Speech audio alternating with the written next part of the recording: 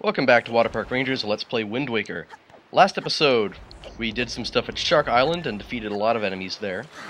And we also got another Triforce chart translated here at Tingle Island. Now there's really only one more Triforce chart that we need to go after. And I know where it is, I know which island it's on. The Incredible chart is actually very misleading as to where this next one is. But before we go there, I'm actually going to be sailing to the Forsaken Fortresses quadrant. So if you'll just excuse me, I'll cut ahead to us getting there. Okay, bombs. Whoa, okay, steer easy. Whoa! Whoa! Whoa, how'd our boat get all the way over there? Okay, we finally got here to Forsaken Fortress. As you know, you can't warp here directly using the Ballad of Gales. And if you didn't know, now you know. Anyway, the only reason that I've come here is because, yes, there is a treasure chart that leads to something to pull up in this quadrant, and we weren't able to do it earlier, either because we didn't have the chart, or there was no reason to go here now.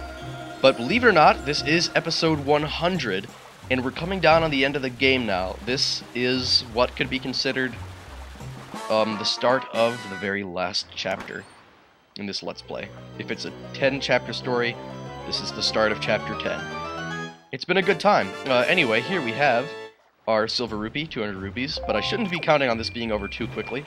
I know that in addition to that Triforce chart, there might be something else that we need to get along the way.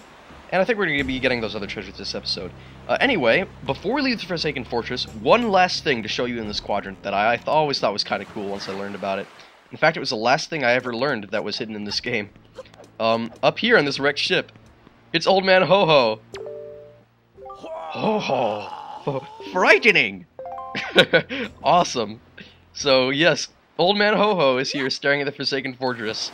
It was the last thing I ever discovered in the game one time when I was just sailing around the Forsaken Fortress quadrant looking for secrets, because there's so much crap just floating around the waters, I thought there might be something hidden. And of all things, he's hidden there. Anyway, let's finish our business here at the Forsaken Fortress. Really, you can't do anything else in it, it's just filled with rats now.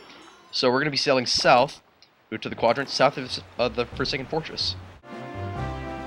Alright, we're here at... Whoa, whoa, whoa! Okay, no fair, they're blocking the entrance! Okay, this is the second time this episode that I've been hit by bombs that are a little bit too close for me to dodge. Like, I thought Ganon stopped putting these things seem to be floating around even more haphazardly than back when Ganon was putting them around the fortress. Oh well. Anyway, I forget what reef this is. I think it's 3-eye.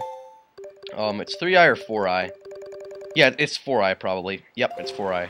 And there's a treasure hidden here that we haven't been able to pull up because we did not have the chart that led to it. Anyway, I think that this is one of the red charts. I hope it is, because then otherwise there will be... I'll seem like even more of an idiot for saying that red charts are the things that you always find at reefs. Because I think we've gotten silver rupees in the past. So please be a red chart. Oh yeah! Oh, Great Fairy chart? Well, this thing's useless to us now, because we have all the Great Fairy upgrades. But yeah, I guess it will be worth a gander. Anyway, this is the Octo chart here. There are a couple, at least, big Octos that we haven't seen before. And that was a Great Fairy chart. Not important to us now. I don't think I showed you the Secret Cave chart earlier. The one that says ×2 is Proper Nile, because it has the Choo Choo Cave and the Wizard Cave.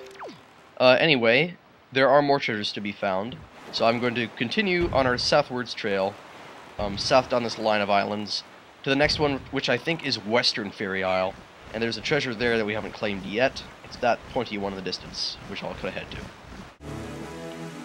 Alright, we're here at Western Fairy Island, and as I thought, we have not yet pulled up the treasure there. It's very good that I've been keeping track of these, and fortunately they all seem to be in the same general area. We'll land the hook right here. This might even be one of the pieces of heart, who knows? That would be pretty awesome if it was. Because at this point, I don't think there are many pieces of heart left. There might be two? Maybe 2 pieces left? Because I know we got one from the Savage Labyrinth. Maybe one more afterwards that we found somewhere else. Ah, it's just a silver rupee. Silver rupees are trash these days. No one cares about them. Anyway, we're going to be warping to Great Fish Island now, because the next one I think does continue further south of here, but it would just be faster to warp. Great Fish Island is just a really convenient warp point. Yeah, sorry if nothing too exciting is happening this episode, but we would have to eventually get around to pulling up these treasures anyway. And believe it or not, we are actually moving in the direction of where the next Triforce chart is located. Though because we moved to the side, I think we are going to have to alter the way the wind is blowing. Oh well. Because the next one is at Needle Rock Isle, which should be southwest of here. So we'll set the wind in that direction. Right there. We'll sail towards that point on the horizon. Unfortunately, I think we could have gotten this earlier during the Forest Water side quest, but I was panicked by the time limit. Alright, let's pull it up. It's really stupid that we didn't get it earlier. If I had known that we had so much time for the Forest Water, I would have gotten it then instead of us having to sail back to this place now. Meh. Alright, I think we're here. It's probably just another 200 rupees. To be perfectly honest with you, I'm just getting sick of 200 rupees. Like, there's only one more thing we need to buy, and like, I feel kind of like this is such a waste just getting all these 200 rupees. Oh well. I said I'd do 100%.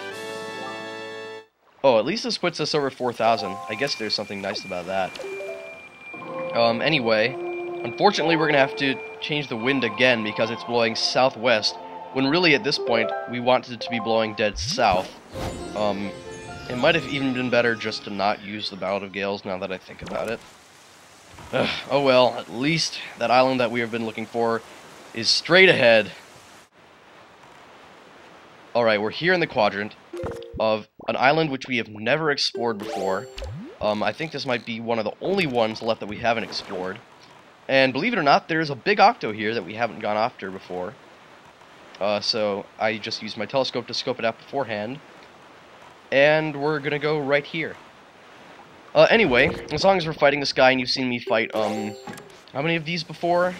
Wow, like 4 or 5? I don't know.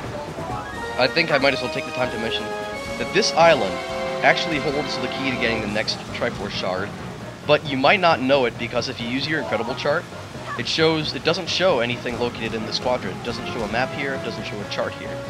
However, it does show on the map a weird-looking ship that has a diagram that shows the Triforce charts within that ship.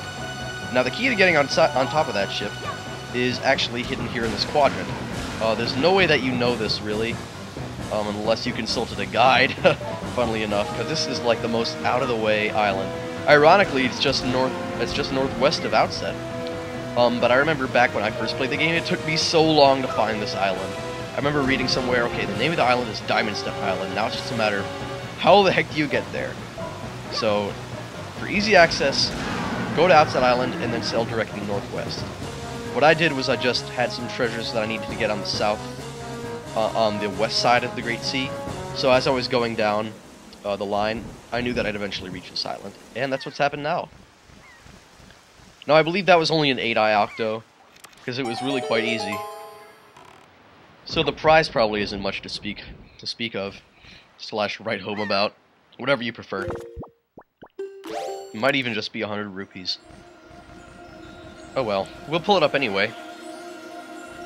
Hey, I see a treasure over there by the island, actually. So that's really handy. In addition to getting what we need to get done on this island, there's also the treasure to pull up. I think it's 100 rupees. Not a piece of heart. Yeah. Oh well. Hey, at least it matches our wallet's color. Yeah, you get green, blue, and orange. You never get silver. Is there a silver wallet hidden?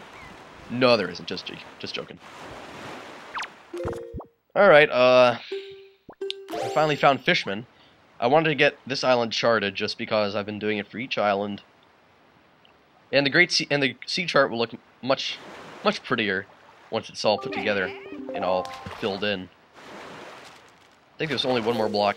Oh, never mind. 2 islands I didn't get. Right, I didn't chart Cliff Plateau Isles because I was really rushed during the Forest Water side quest. The Forest Water side quest has been messing everything up. Alright, now all that's left is to get the treasure that was hidden in the water around here. I know I saw it, I think, on this side of the island. We'll just use our chart and make sure that we're standing... Oh, okay, it's right over there. Yeah, I like to use my chart a lot instead of just relying on the sound effect, because I've been misled by that sound effect a lot. Wow, so basically this episode just spent pulling up a lot of treasure. I guess that makes this the worst of them all. Ironic that for such an awesome number, it was pretty much the worst one.